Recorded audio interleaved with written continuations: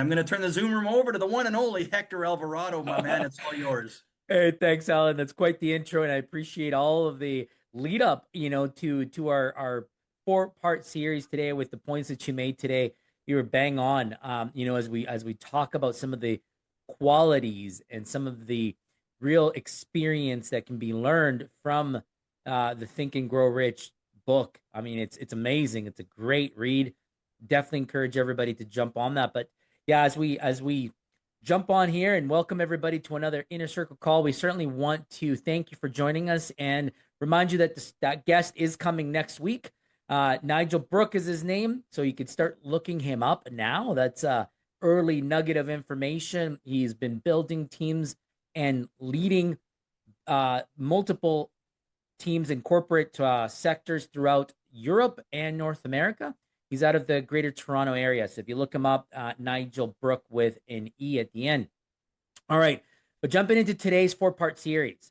And this is critical because as we talked about culture last 4 weeks, we now need to pivot and talk about action and talk about decision making.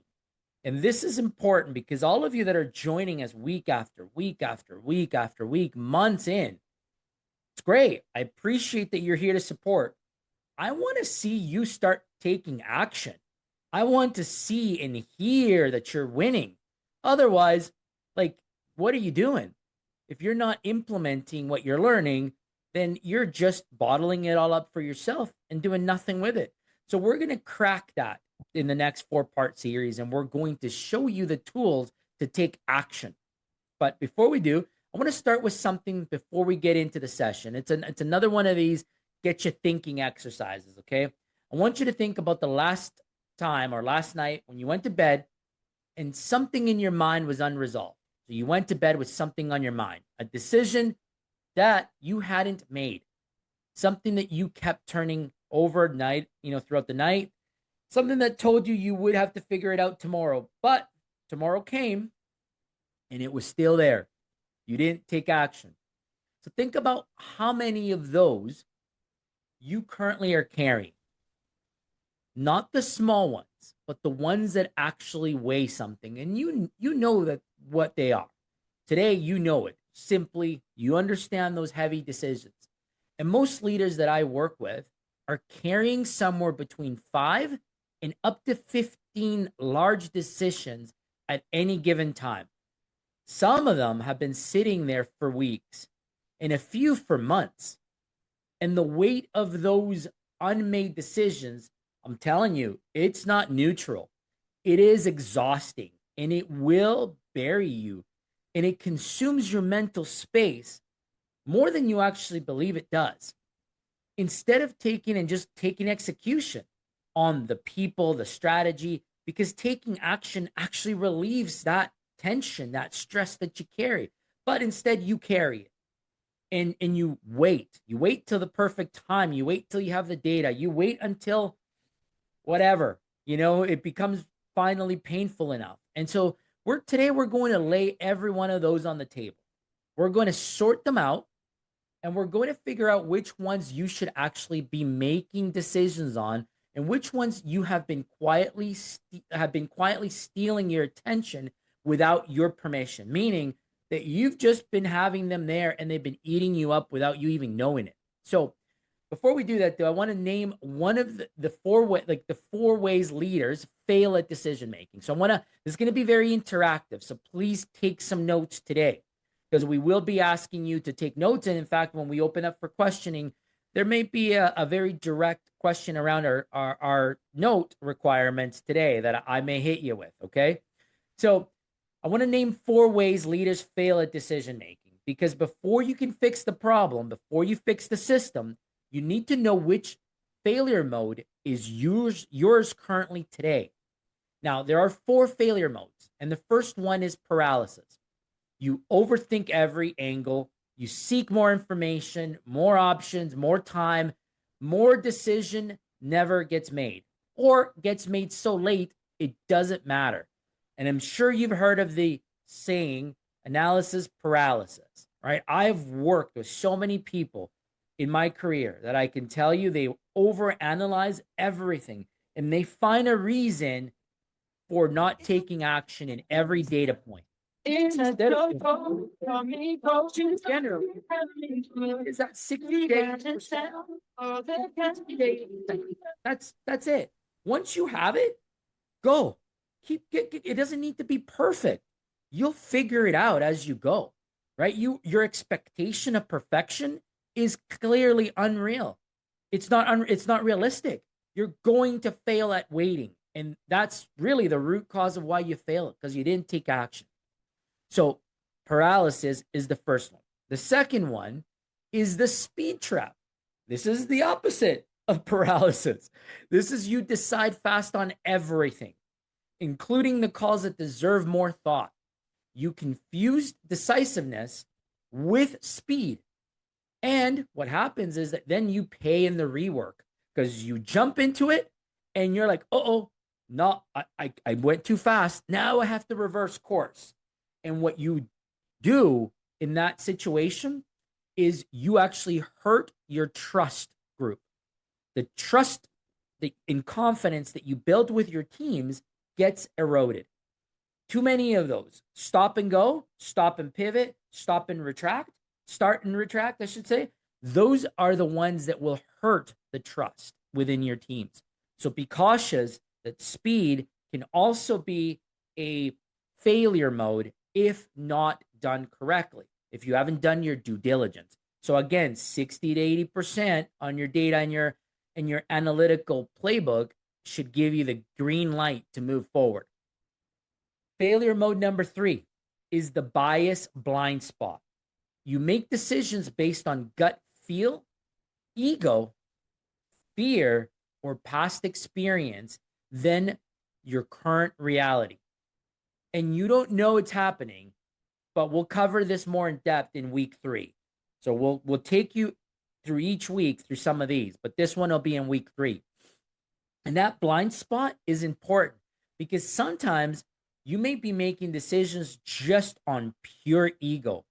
Hey, I know it. I've done it before. I don't need to check the numbers. I know how this plays out. Or, listen, I'm going to just move forward because I cannot let my competitor be the one to beat me. So I'm going to do something. And you jump all the way in without truly understanding the critical path that you needed to take. So that's, the blind spot. You become biased to it. The fourth failure mode is the wrong owner. You carry decisions that belong to your team and delegate the ones that belong to leadership. And the result is that the plane never gets empty, never lands, people never actually, are able to get off the plane. So the team that never deploys, they never get going, they never have judgment, they never have input, because you are carrying decisions that should have been put to your team. They're the experts. They're the ones you can deploy into action, right? But you're not letting them. So you believe that you know best. And again, this is an ego thing. You know best. You have the history. You understand it better than anybody else. And therefore, you carry that decision. And that's a wrong move. That's a failure move. So I want you to take one quick minute and write in your notes, which one of those 4 do you recognize most in yourself right now? Now, you don't have to answer it. I appreciate that, Alan. I appreciate it. You don't have to answer it out loud, but be honest with yourself, because your dominant failure mode is exactly what this series is designed to interrupt. So just write it down, and maybe later, if you're comfortable, you could start when we come to you by telling us which one of the 4 is your current mode right now. Okay, maybe you could just start with number 1, number 2, number 3. You don't have to name them. If you don't feel comfortable, just name the number. But it's good for me to know that you've recognized the one that you're in today. Okay, now let's do the work. So what we're going to do here is we're going to ask you something again to write down. And it's important that you actually take some notes, okay? Let's talk about every unresolved action that you have right now. Everything that keeps you up at night. Everything that you haven't taken or decided on yet. Do not filter it. Do not organize it. Do not decide which one's big or small, urgent or not. Just write down a number that's sitting with your inside your head right now that hasn't been decided. How many? Total number. Count them in your head and then put that number down. Okay. Again, we're going to ask you later just for what that number is. And it's no judgment.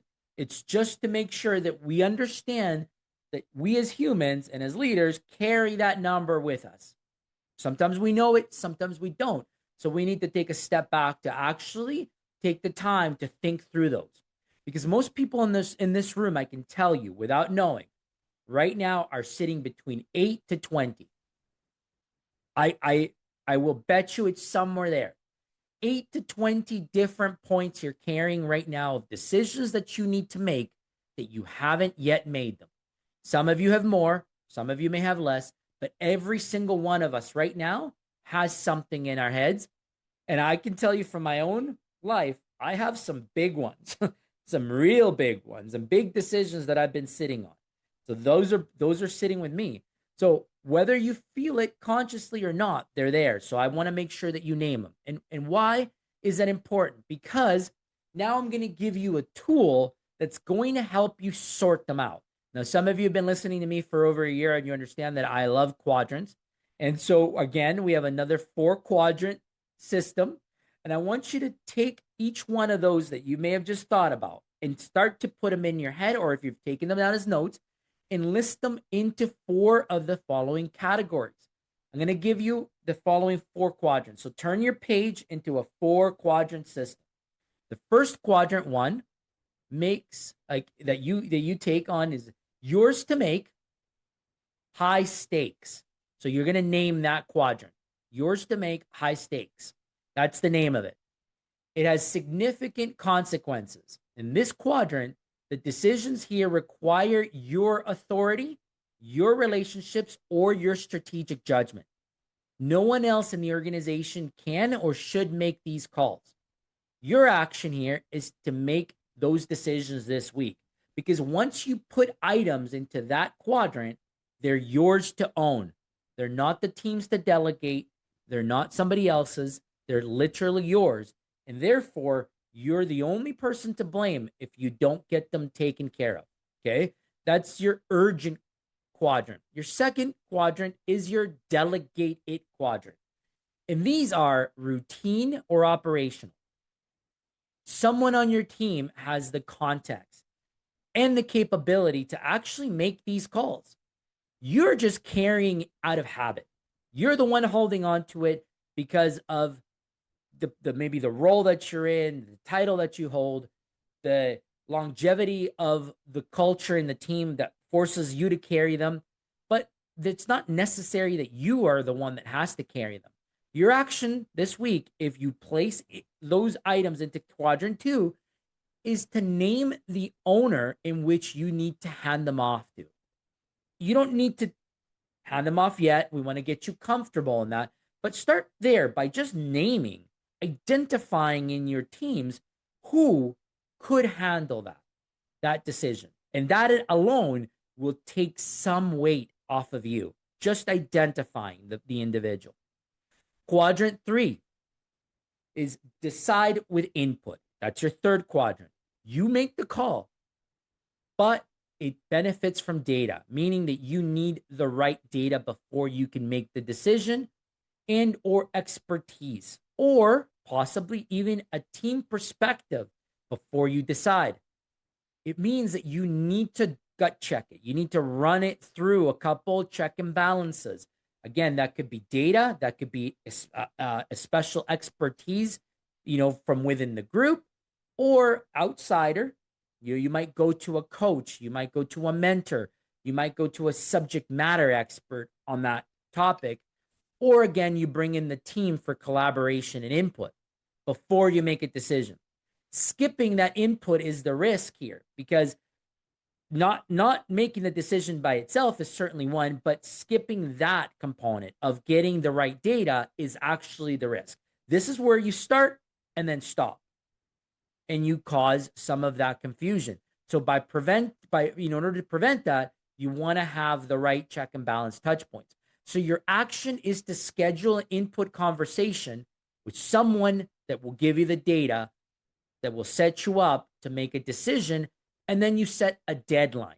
You put a due date or an expiration date on that specific item, okay? And quadrant number 4 is they're not urgent, so you drop it. They don't require a real decision.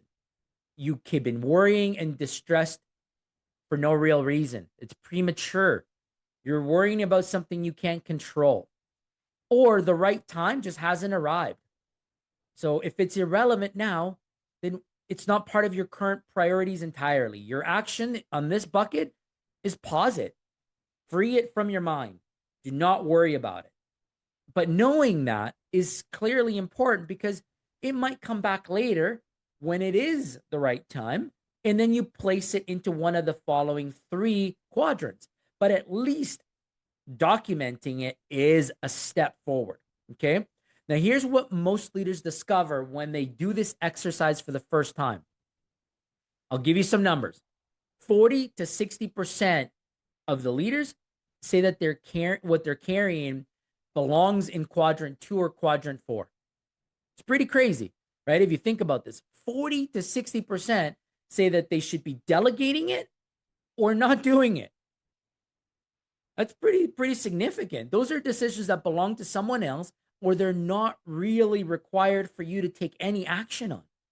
So that's 60% of burden and weight and frustration and worrying that you're giving yourself that you could easily be taking action on. So you've been carrying all this weight and it was never yours to begin with. So that ends today. That gives you clarity and focus on the others. Because if you don't, what happens is that there is a hidden cost on your indecisiveness, on your undecisiveness, right? And it's interesting, but every unmade decision has a cost. And most leaders only feel it as a vague stress or mental fatigue. That's it. That's what you think. But the cost is pretty specific, and I can tell you that it compounds. And that cost number is number 1, is your mental bandwidth. Every unmade decision occupies active working memory in your brain, right? That load that is capped in your brain, and research has shown that when it goes unresolved, these items create persistent backlog processing that reduces your focus on everything else. Now, I always I had a leader once way back when I was young. I was like in my late 20s, and this leader would come up and he'd say, because he was a boomer, right? He's a baby boomer. I'm Gen Xer. And he was in his back end of his career, and he said, Hector, listen, I don't have this processor that you have now. My processor's an old one. It's an old computer. I can only hold so much capacity in here. And I used to think, what are you talking about? You're a pretty bright guy. You're able to carry a lot of information. But what I think what he was referring to was exactly this, is that a lot of us, just the mental bandwidth capacity gets overtaken by the load that we're carrying in there of undecided decisions. And your brain, genuinely is on overdrive. So it really hurts you, right? And so you're not necessarily overthinking things, but your brain is genuinely using resources to hold that loop open, which makes you unfocused. That is your cost number 1, is your mental bandwidth and your ability to actually focus. Cost number 2 is your team velocity. Decisions others are waiting on that create downstream blocks. Everybody's sitting idle. They're waiting.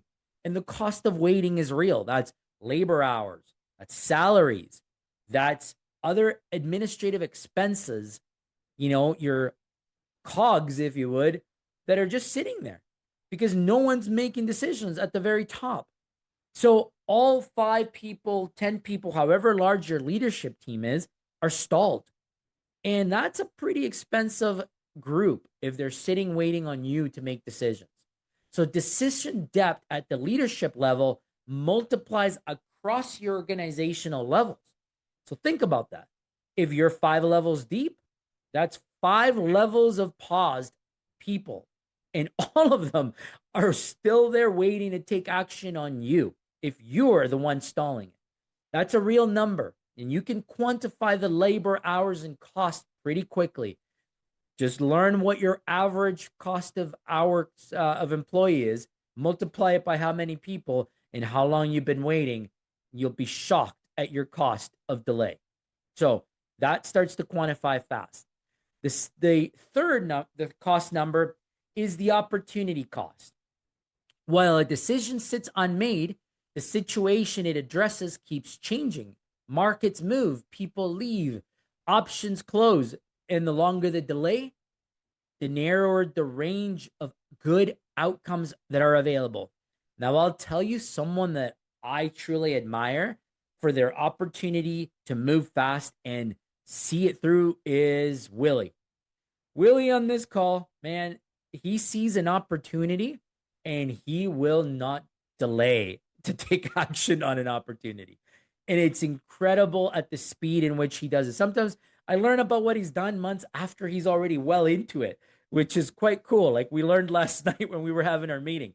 But it just goes to show that this is one that Willie's got. He's got it. He doesn't have to sit. Like he recognizes an open opportunity, takes action. And it's one of the reasons why I can tell you, I know for sure Willie's been very successful in his life and his career because he doesn't get stalled when seeing an opportunity. He sees it and takes action. Cost number 4 is trust erosion. Teams watch how leaders decide. And a leader who consistently delays, reserves, reverses, or avoids decisions will lose credibility. And you'll lose it so much faster than you think. You may think you can get away with a few of these. It sometimes only takes one. It only takes one. And I know that's hard to hear, but one stop and backtrack. One stop is the first point where people may be like, hey, does that person have what it takes to lead us? Like did they not see this through? So it's something that we have to be cautious because even when individuals make decisions that are eventually good ones, the pattern matters as much as the outcome. So if you're known as a change and pivot leader, you're going to have a hard time buying trust and establishing trust for the longevity of your team. So be careful to not put yourself in that trust erosion gap. Okay. And so all of these are super expensive, but then there is the most expensive category. And this is the decision you're avoiding because you already know the answer and you do not want to face it because of what it requires. This is not waiting for information. This is not waiting for the right moment. It is knowing and not acting.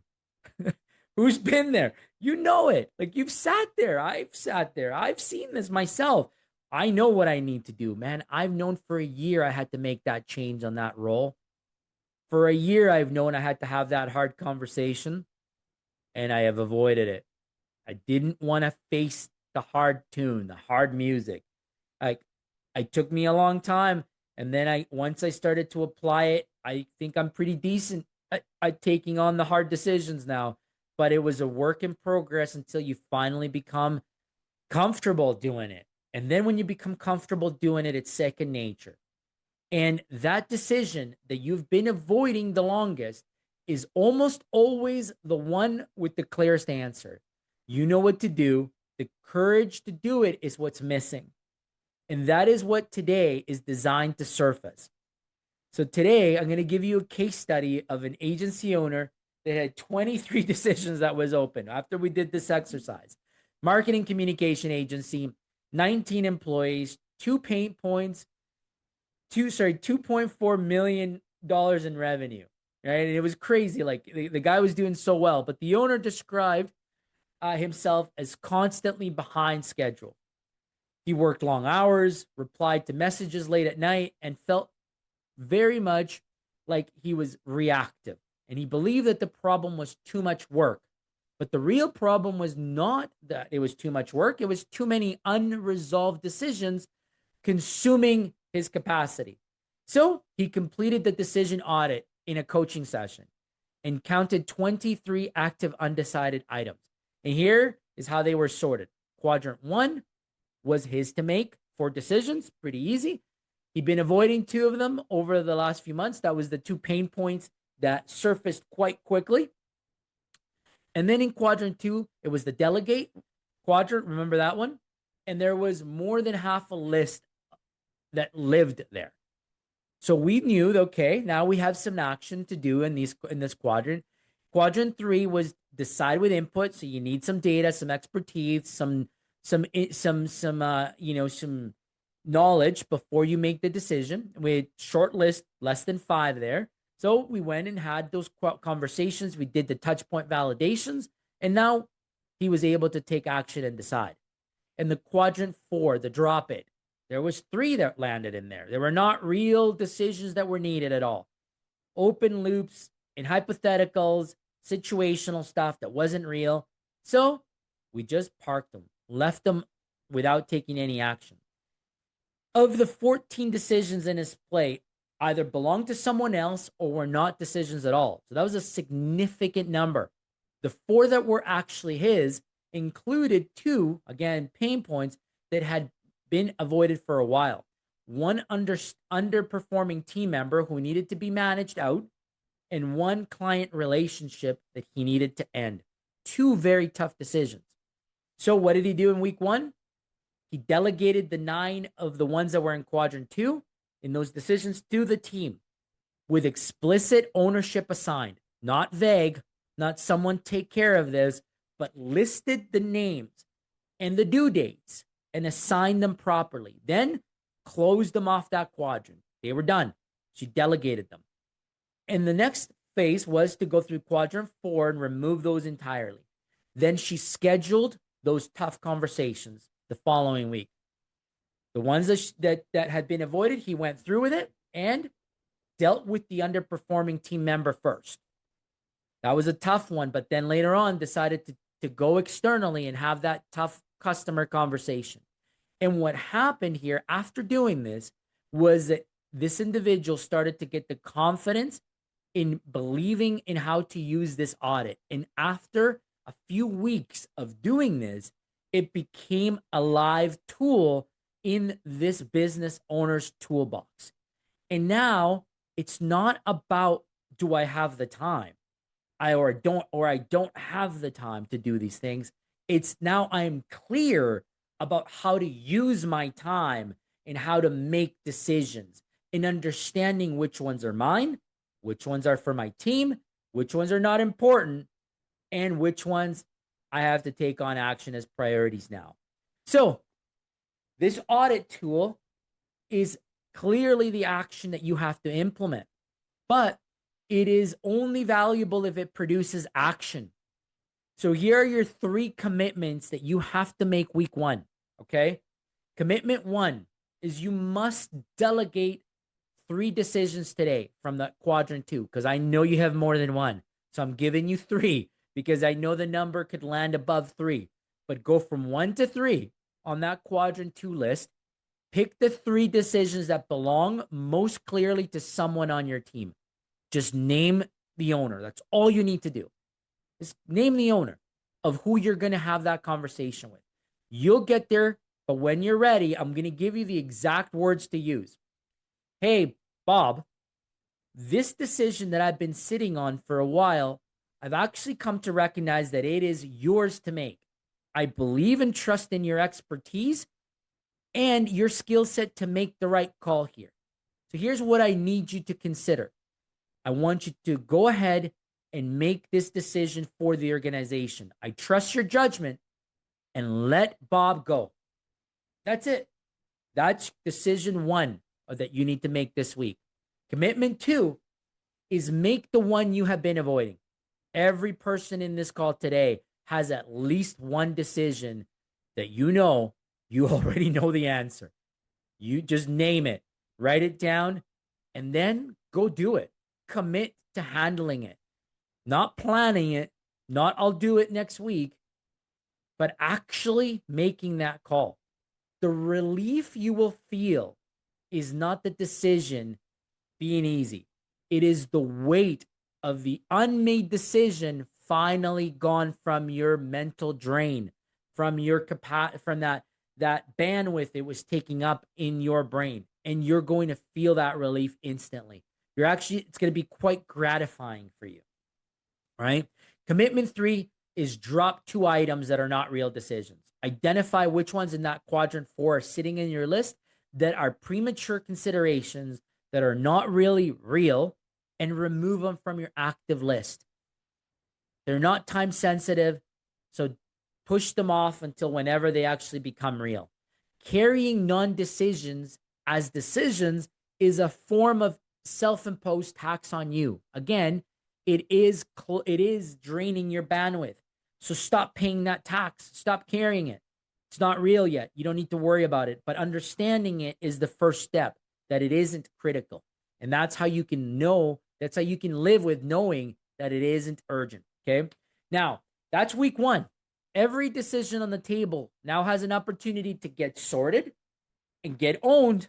So next week, we go deeper into how decision making is made. Not all decisions are created equal, okay? And so a routine, a operational call, a irreversible strategic decision should not go through the same process. So in week 2, we'll give you the framework to match your rigor and your decision, so that you never overthink the small ones, or underthink the ones you actually need to pay attention to, the ones that matter. So I'm really going to challenge you to go do your worksheet that's going to be uploaded into the community, that will have this quadrant, that will have the worksheet, because as we continue week after week, you may want to have that with you as you come onto this call, so that it all starts to connect with you, and it gives you the framework of how to use it and apply it. Okay. So we're excited to bring this whole 4-part series for you, and I'll pass it over to you, Alan, first, and then we'll maybe go to Willie for some input. Oh yeah, I'm definitely looking forward to Willie's input for sure, especially after that comment. And I kind of know about, Willie's kind of like that too, but you said how fast Willie makes those decisions. So I definitely want to hear from Willie. But what I love about just sitting and listening to your teaching today, Hector, is I think on this subject of decision making, so many times I'm going to make a wide brushstroke assumption, but I think oftentimes we think it really comes down to, well, just hurry up and make a decision. Yeah. And then that kind of paralyzes us because we just think it should be that easy. But yet you've brought a science to it today. And I love these quadrants. And it just blows me away when you tell us how big the percentage of decisions people have that eat up Q2 and Q4. Holy cow. It was crazy. Like, That's when like you the actually, majority. it's true. When you do this exercise, you find 40 to 60% live in quadrant 2, and most owners are carrying that. Most leaders, I should say, are carrying that because they believe is theirs, because they are the leader, they are the manager, they're the owner. And it doesn't land there. Yeah. It doesn't need to be there. It's crazy. And then to think about the cost, you walked us through, costs of delay. My Lord, real dollars going out the door, seeping off the bottom line because we're not making good decisions, timely decisions, right decisions, these sorts of things. So this is a lesson again. You probably hear me say this all the time, guys, but this is a lesson that's just so practical for us. I look around the room, and I'm going 1, 2, 3, 4, 5, 6, 7 is he on the call. This has to affect all 7 of yous. 8, 9, 10. That's even me, Willie, and Hector. So I mean, That's right. it just has to. It just really has to. So I love the fact that we're diving into this. We definitely have to go into the community later on when we get that notification that worksheet is uploaded, because I think this is really going to be a dollar saver, a time changer, a stress saver. Absolutely. So Willie, I'm waiting to hear from you. I'm going to turn it over to you, and I don't know what you have to share, but it sounds like you got the golden touch, the Midas touch when it comes to decision making and getting at her. So. Oh yeah, so very good teaching session here from Hector, and I still have a lot to learn with this. Where in the first failures, what I wrote down was I too many times make the gut feel decisions still. So that's where I have to learn to okay, where's what kind of important decision is this? So I really like the quadrant of how you laid it out. And but then I was also thinking, people sometimes ask me, with all the different things that I had going on in business, even building my first business, how do you even sleep? And I think I just got the answer today, because I just made decisions so I didn't have to make a decision in bed when I get in bed. There you go. You just you put a name to those Yeah. quadrants, didn't you? To the quadrant two. Not Yeah. tonight, honey. I have a decision to make.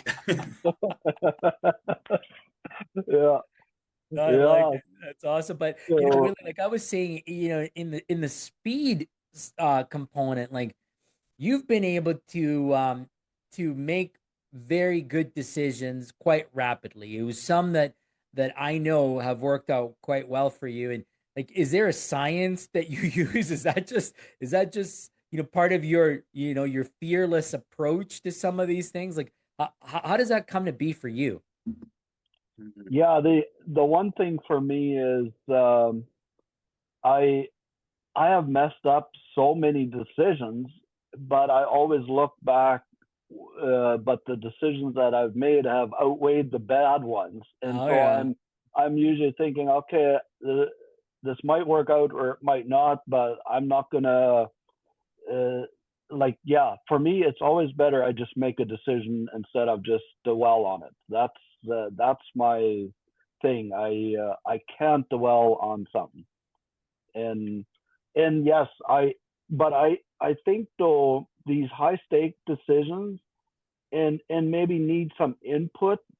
Hmm. That's um, that's where our leadership team became so good in our trucking business. That's where I lied now. Okay, if I had something on the list, yeah, I put it on the list. Okay, it was out of my head, but now I knew in our next weekly meeting, we would talk about it, and then I would make a final decision from there. And so that support group was, I think, what mastered it for me. Right. That's a good point. It's is that's how you leveraged that team to validate it. You put it for team collaboration, input subject matter experts that may have been in the room. Yeah, I like it. absolutely. That actually sounds that sounds very logical for me, and I could certainly see how that works. I like it. Thanks, Willie. That's good input. I'm glad you got good value out of the call here today, and that you'll sleep better tonight. That sounds good.